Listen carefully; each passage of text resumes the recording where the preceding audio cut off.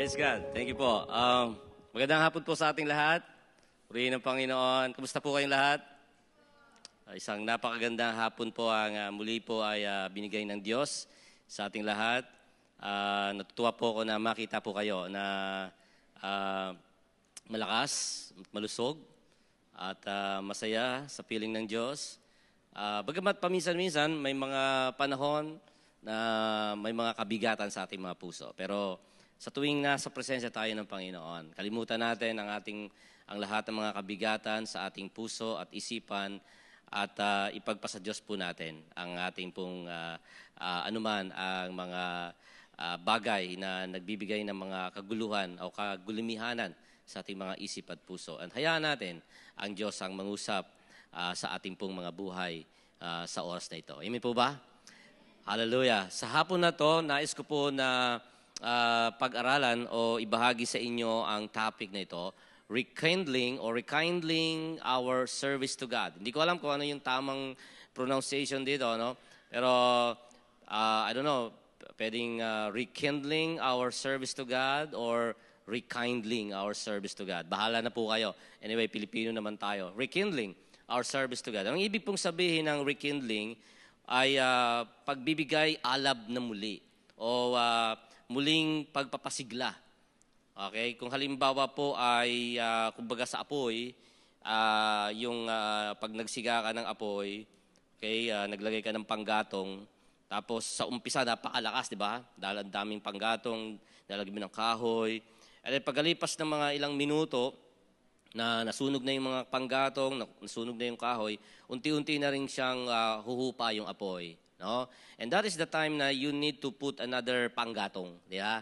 Para muli itong pag-apuyin, muli itong pagliyabin, no? Mag-alab na muli. So that is the meaning of the word rekindling. Muli nating buhayin ang mga damdamin nating natutulog.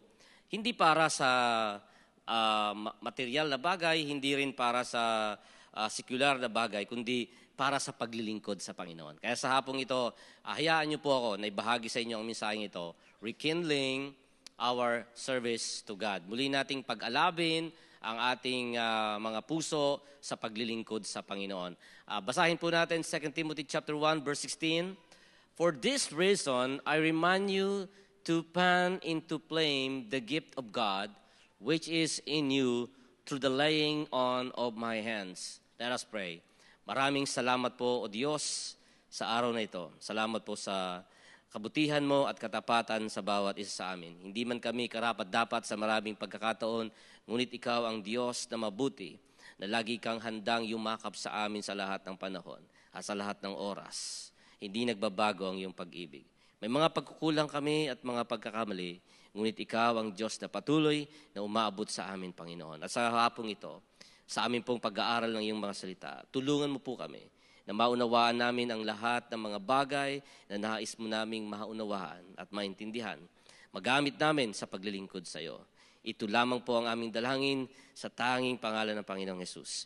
Amen. Amen. Naranasan niyo na po ba, mga mahal na kapatid, na dumating sa oras ng ating buhay na talagang tayo po ay on fire for the Lord. Diba? Yung bang talagang lahat ay kaya nating gawin para sa Diyos.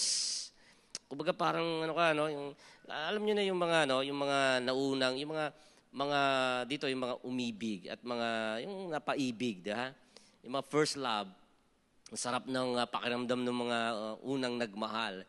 Diba? Pagbabalikan natin yung mga first love natin, di ba?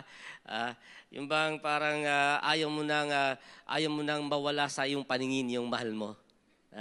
Di ba? Kalimutan ko, Kuya Kevin. Kuya Kevin, sana sabihin ko. Kuya, naranasan mo ba yun? Ayan, no? Yung first love kay Ate Glenn. Yung parang ayaw mo nang mawala siya sa iyong mga paningin. Diba? Kasi in love diba? Yun yung sinasabi natin na parang yung bang napakasaya sa oras, yung mga unang panahon na tayo ay naglilingkod sa Panginoon. Pero may dumarating ang panahon na tayo din ay nanghihina. Tayo ay nanlulupaypay. Tama? sa paglilingkod natin sa Panginoon. Hindi maiwasan. May mga along the way, may mga problema. Diba? Ang ganda-ganda ng situation, ang ganda-ganda ng buhay, inaasahan mo na everything will be all right. And then all of a sudden, may bagyo sa buhay natin. May trials, may hamon sa ating pananampalataya. At kapag dumating ang mga bagay na yun, anong nangyari sa atin, mga kapatid? Nanlulumo tayo, nanlulupay-pay, nawawalan ng pag-asa, nawawala yung ating init sa paglilingkod, yung ating first love sa Lord, nawawala. Amen? No? Kasi nga, may mga pagsubok may mga suliranin. Nawawala yung ating desire to serve God. Kaya, importante mga kapatid, na muli nating pag-alabin ang ating pag-ibig sa Panginoon. Importante na matuklasan natin, malaman natin, ano yung mga bagay na ito para muling buhayin natin ang ating mga unti-unting nawawala ng sigla, yung siglang nawawala sa atin sa paglilingkod sa Panginoon. Kaya this afternoon, ay nais kong ibahagi sa inyo ang 4 na bagay upang muli nating gisingin ang mga natutulog nating damdamin at pag-alabin natin muli ang ating pag-ibig sa Diyos. Amen po ba? Okay, first number 1. Number 1, we need to fan into flame our passion for prayer. Alam niyo mga kapatid, sa hapon na to, ang ibabahagi ko lang sa inyo mga basic things. Hindi ito mga mahihirap na yung mga theological point of view. Hindi. Ang pag-aaralan natin ngayon, mga basic. At kasi alam niyo po, kung ano yung basic, yun ang importante.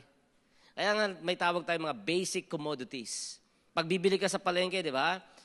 Sasabihin, kailangan bilhin mo lang yung mga basic commodities. Ano yung basic commodities? Ibig sabihin, yung mga number 1 priority mo, number 1 na kailangan mong bilhin. Like for example, bigas, asukal, kape, mantika. Yan yung mga gatas. Yan yung mga basic commodity.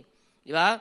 So, hindi ka bibili ng mga para lang mga pangpaganda mo lang, pang makeup mo lang. Pwede kang bumili nun kung may extra budget ka. Di ba? Pero kung talagang gipit na gipit ka sa budget, bibili mo lang yung mga basic needs. Kasi at kadalasan, yung mga basic needs, akala natin, hindi sila importante. Pero ang totoo, yung mga basic needs, yun talaga ang mahalaga.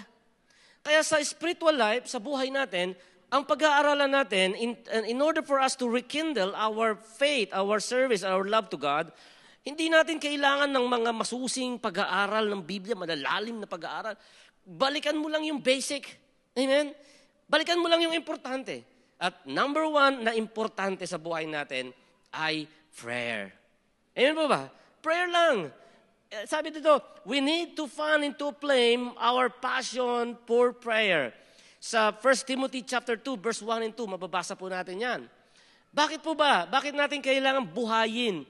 Bakit natin kailangan paypayan yung ating passion for prayer? Bakit po? Kasi prayer should be the priority in the believer's life. Tandaan po natin, prayer should be the priority for every believer. Bakit po? Because kahit sa church, a prayerless church is a powerless church. Naintindihan niyo po? A prayerless church is a powerless church. Gayon din naman, a prayerless Christian is a powerless Christian. Kaya ang isang Kristiyano dapat marunong manalangin. At hindi ka lamang dapat marunong manalangin, kundi dapat consistent ka sa panalangin.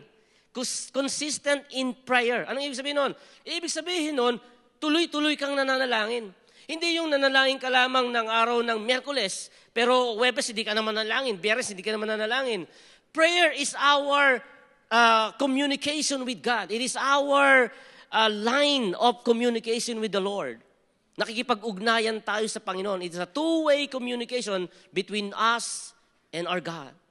Kaya, at ang prayer din ay, ito yung ating spiritual breath o breathe. Tayo ay, ito yung ating spiritual na paghinga. Kung ang salita ng Diyos, ang Biblia o ang Word of God, it is the spiritual food, spiritual bread, spiritual food. Prayer, on the other hand, is our spiritual breath. Ang ating spiritual na paghinga. Subukan ninyong hindi kayo huminga ng mga 10 seconds. Try nyo. Try to hold your breath in 10 seconds. Subukan nga natin. Ah, ah, ah. Di ba? Ang hirap, di ba? 10 seconds pa lang yun. How much more kung 20 seconds, 30 seconds, 1 minute? O kaya, let's say, 30 minutes. Ang hirap huminga. Ganyan ang mga tao, ang mga Kristiyanong, hindi nakakapanalangin. Walang buhay. That is the reason why may mga pagkakataon na nanghihina na tayo sa ating pananampalataya sa Panginoon eh. Ang susi, tanungin mo lang, nagpipray pa ba ako? Yan. Pagka tayo ay mas nadadalas na yung ating discouragement, pag nadadalas na yung ating bugnot, mas madalas yung ating worry, mas madalas na tayo nag-aalala, ask yourself, am I praying? Am I consistently praying? Pag ang sagot mo ay yes, ibig sabihin, kaya yun ang reason kung bakit lagi kang nag-aalala, lagi kang nag-worry, palagi kang nadidepress, palagi kang nai-stress. That is because you stop praying. Prayer is our, sabi ko sa inyo, line of communication with the Lord.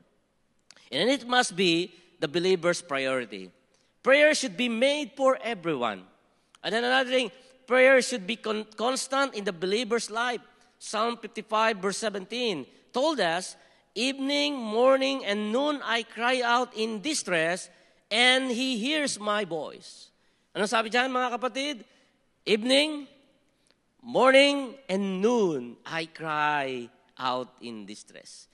Sa lahat ng oras, sa lahat ng panahon, ayun, hindi ko na nga itutuloy. Di ba? Sa lahat ng oras, sa lahat ng panahon, let's pray. Umaga, paggising mo, manalangin ka na. Okay? Tanghali, manalangin ka. Bago ka matulog, manalangin ka. Alam niyo yung mga Muslim, 3 times a day they pray. Matindi ang mga Muslim. 3 beses sila kapag ka hindi ka nananalangin ng 3 beses isang araw sa mga Muslim, ay hindi ka talaga totoong Muslim. Yan ang nila. Yan ang pananaw nila. If you don't pray 3 times, you are not Muslim. O ganun sila, no? How much more Christians like us? We should learn how to pray every day. And then we should learn how to pray morning, noon, and evening. Hallelujah. Amen? So, tuloy-tuloy tayo mananalangin para hindi tayo nawawalan ng gana sa paglilingkod sa Panginoon. Next line po. Next slide. Prayer should be made together with other believers. Ayan yung tinatawag natin na prayer meeting. Di ba? Meron tayo rito, prayer house. Amen? May prayer house. We pray together with other believers. Napakaganda yun. We have individual prayer or personal prayer. You can pray personally. You can pray individually. Pwede kang pumasok sa kwarto mo, mag-isa lang, manalangin ka. Pwede yun. Pwede na naman prayer in partner, with your husband, with your wife, with your children, no? Prayer sa family. Pwede yun. Pwede namang public prayer. We can pray together. Like for example, mga prayer meeting. Yan. So prayer should be made together with other believers. Matthew 18:19-20 told us, again, I tell you that if 2 of you on earth agree about anything you ask for, it will be done for you by my Father in heaven. For where 2 or 3 come together in my name, there I am with them. Kaya nga, alam nyo, ang mga Christian dapat marunong tayong mag-amen. Amen? Kita mo, 10% pa lang. Ang Christian ay tinatawag na mga amen people. Ano ang ibig sabihin ng amen people? Ibig sabihin nun, ang word na amen, ang ibig sabihin nun ay so be it. When you say amen, it means to say that let your prayer be done. Hallelujah. And another meaning of amen is I agree with you. So be it. So it is be done. It must be done. Kaya kapag ka may nagpipray, halimbawa sabihin natin, Panginoon, pagpalain mo po ang SCF Church. Sasabihin ng congregation, Amen. Ibig sabihin, I agree. So be it. Mangyari nawa. Sabihin natin, Panginoon, pagpalain mo po si Sister Sam sa kanyang pag-aaral. Amen. Ibig sabihin, you agree with that prayer. Kaya po mga kapatid, kaya importante na tayong mga Kristiyano, when we are gathering together and we are praying, we say Amen. Amen? Kahit sa preaching. No, kapag ka may nagpipreach, hindi lang ako, kahit sinong pastor nagpipreach, huwag kayong mahihiyang magsabi ng amen. Kasi ang pag-amen, dinideclare mo yun sa sarili mo. Pag sinabi ng pastor, God loves you, God will bless you, amen. Oh, dinideclare mo yun sa sarili mo. You are declaring it into yourself. Inilalagay mo sa puso mo yung mga salitang naririnig mo. Amen? Kapag hindi ka nag-amen, ibig sabihin nun, binabatoy sa yung tinapay, iniilagan mo. Binabato sa iyo yung blessing, inagisan ka ng blessing, hamburger, cheeseburger, oops, iniilagan mo, hindi ganun. Pagka binato ka ng burger, saluhin mo, amen, ganun. Lakihan mo yung bibig mo, hallelujah, praise the Lord. Yan. Salamat, PJ. Ganyan. Na-excite na tayo, amen? Nagsawa na, napagod na. Nakakailang amen pala kayo, pagod na kayo. Okay, prayer should always in accordance with God's will. 1 John 5:14 told us, this is the confidence when we have in approaching God, that if we ask anything according to His will, He hears us. At ang pananalangin dapat according to God's will. Huwag kang mananalangin na mga bagay na imposibleng mangyari, yung mga unrealistic prayer, di ba? Huwag kang magpipray na sabihin mo, Lord, sana umulan ng kotse. Hindi gagawin ni Lord yun, di ba? Pagka umulan ng kotse, kawawa naman tayo. Mauulan tayo ng kotse. Di ba? Okay, Lord, umulan ng barya. Pag umulan ng barya, bukol-bukol tayo. Di ba? Mahirap naman yon. You cannot pray just like that. You pray according to God's will. Huwag ka rin mananalangin na para ikakasama ng kapwa mo. No? Lord, sana yung kapitbahay kong matigas ang ulo, makulit. No? Parusahan mo, Lord. Hindi pwedeng gano'n. No, hindi ka pwedeng manalangin na ikasasama din ng ibang tao. You can only pray according to God's will. And God will bless your prayer. Amen po ba? Okay, next slide, brother. Number 2, we need to fan into flame our love for God's word.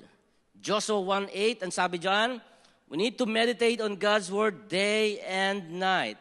Joshua 1:8 says, do not let this book of the law depart from your mouth.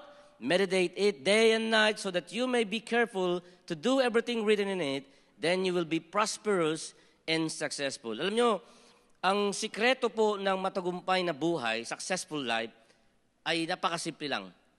Read and meditate and obey the Word of God.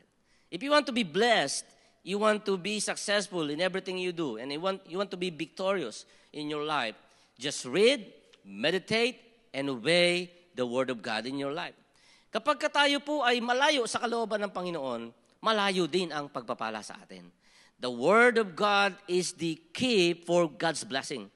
Ina-unlock nito mga pagpapala ng Diyos sa atin. Kasi dito natin naririnig dito natin nalalaman ang mga kalooban ng Diyos sa ating buhay. Without reading the Word of God, without meditating the Word of God, without eating the Word of God into our spiritual life, hindi natin matatamo ang kanyang mga spiritual na pagpapala sa ating buhay. Kaya madalas tayo po, mabigat ang buhay, mabigat ang puso. Madalas sa atin ay talunan tayo, no? Defeated tayo. As a Christian, we are always defeated. Bakit po? Kasi hindi natin dala-dala yung armas natin eh. Hindi natin dala-dala ang weapon. Nakakalimutan natin lagi ang weapon. Read your Bible. May Bible po ba kayo sa bahay ninyo, mga kapatid? Sino dito ang walang Bible? Taas ang kamay. Kung wala kang Bible, may bahay ka? May bahay? Bahay. Sino may bahay? O kahit kotse, motor, walang Bible. May bahay. O benta mo bahay mo, bumili ka ng Bible.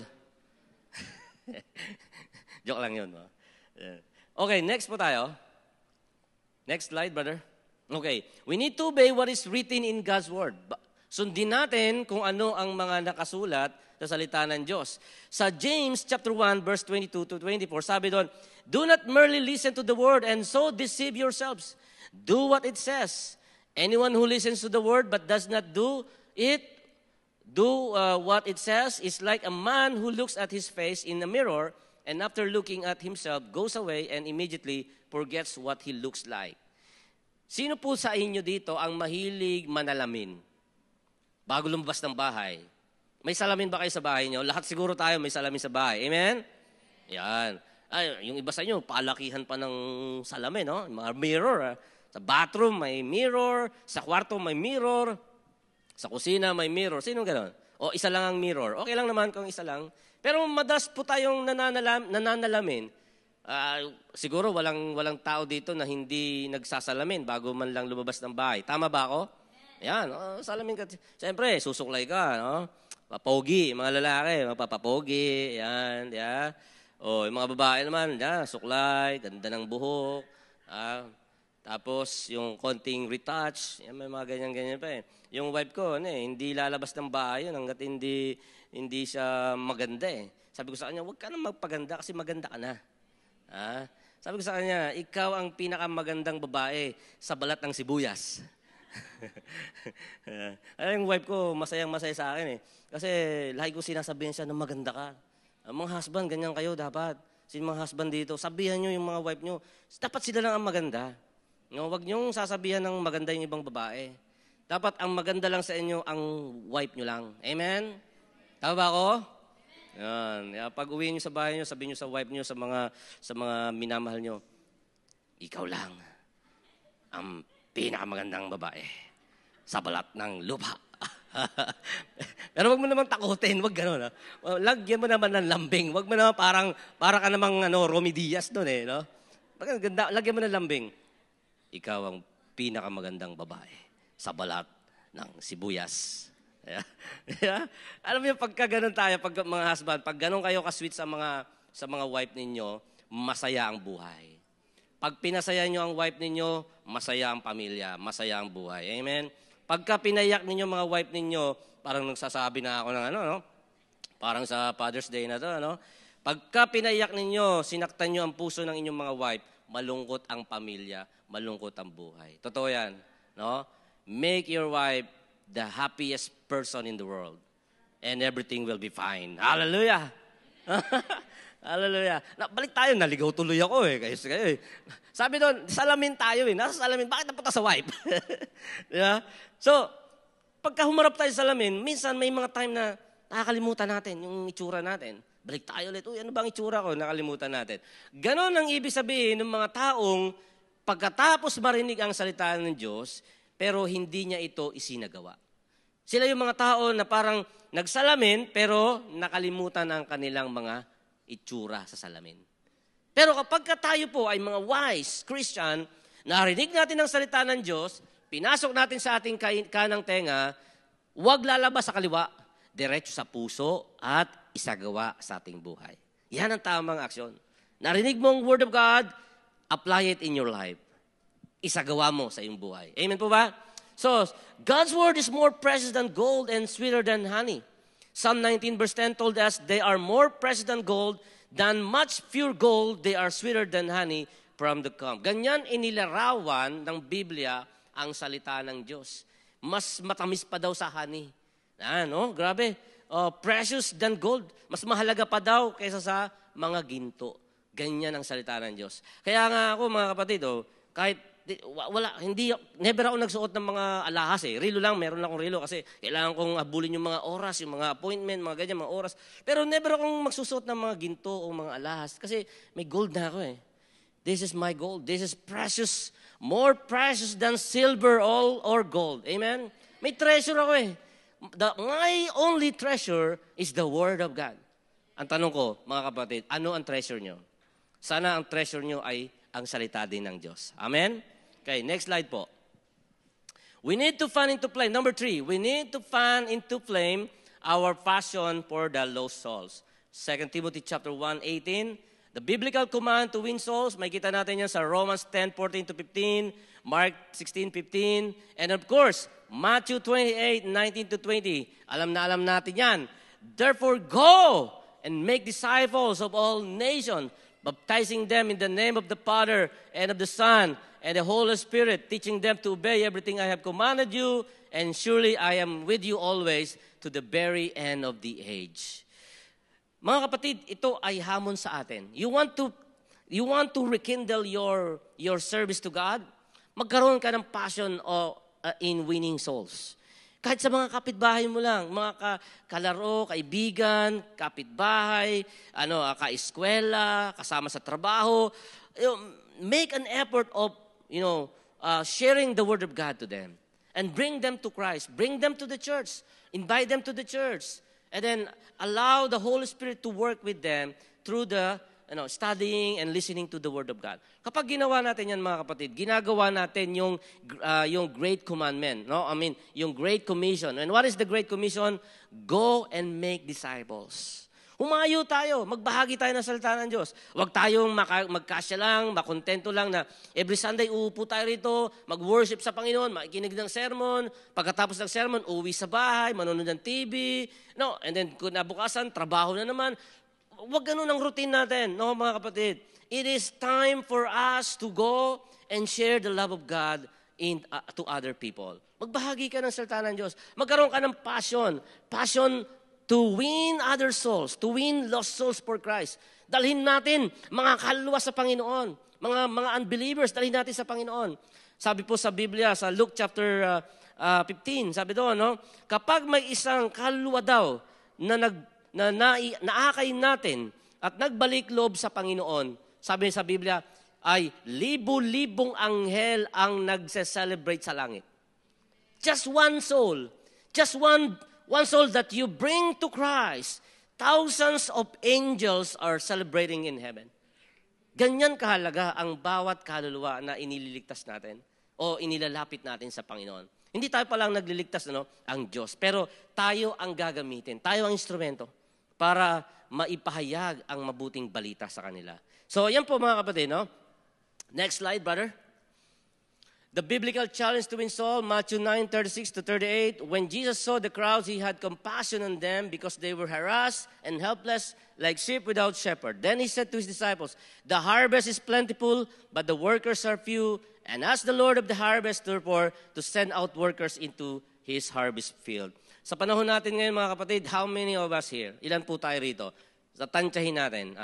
Sige nga, Ate PJ, tantya mo, ilan tayo rito? 150? Okay. Tama ba? Sino yung nagsusulat dyan? Sino yung alam sa lag, yung libro? Sige, 150 daw, sabi ni PJ. Okay.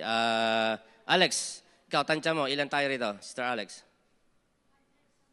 100 something. I like that something. Lawrence Jones, ilan tayo rito sa tansya mo? 50? 50 lang tayo rito? Subukan mo, bilangin mo, 50. Okay, sabihin mo ng 100. Okay. 100, naku, kakaunti tayo, kapatid. Pag lumabas ka dyan lang sa gate. Punta ka ng gate, makakita mo, dami pa rin mga tao wala sa Panginoon. Punta ka ng mall, ang daming mga tambay, ang daming mga namamasyal doon, malayo sa Panginoon. Amen? Mas dauna pa yung pasyalan. Nadaan ka ng Taytay, doon sa may sabungan, sa may malapit sa may palengke ng Taytay Tiangge. Das may kasunod doon, meron doong sabungan. Ang daming tao doon. May Kristo din doon. Gusto yung makilala yung Kristo, may Kristo din sila ron eh. Yeah?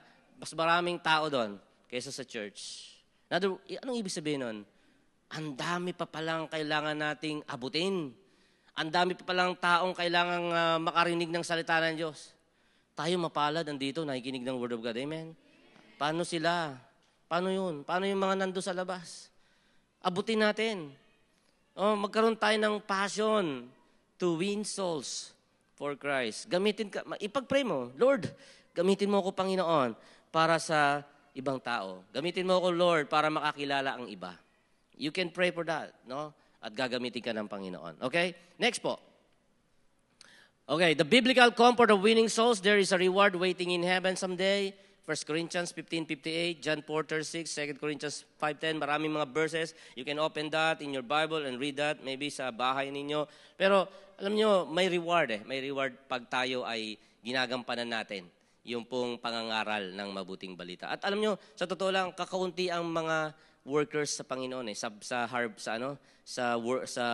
vineyard ng Panginoon, kakaunti ang mga workers, kakaunti ang mga pastor, kakaunti ang mga missionary, kaunti ang mga evangelist, kaunti lang sila. kung ikukumpara mo sa dami ng mga taong kailangan makarinig ng Word of God. Kaya mga kapatid, itong church natin, SCF Church, ang prayer natin, tayo ang gagamitin ng Panginoon, ang ating church. Mag-send tayo ng missionary sa ibang lugar. Amen? Mag-disciple tayo. Let's disciple our young people. And then eventually, God willing, they will go out. They will be sent out. And they will become missionary all over the world, preaching the Word of God, preaching the gospel of Jesus Christ. Amen? Hallelujah. Okay, next. Number 4. Oh, by the way, sabi ni Paul, sa Romans 1:16, bibilisan ko na, not that I am not ashamed of the gospel, for it is the power of God for the salvation of everyone who believes. Sabi ni Pablo, hindi ko ikinakahiya ang ebanghelyo, sapagkat ito lamang ang kapangyarihan ng Diyos upang, para sa kaligtasan ng lahat ng mga sasampalataya. Kaya ang gospel po ang susi ng salvation.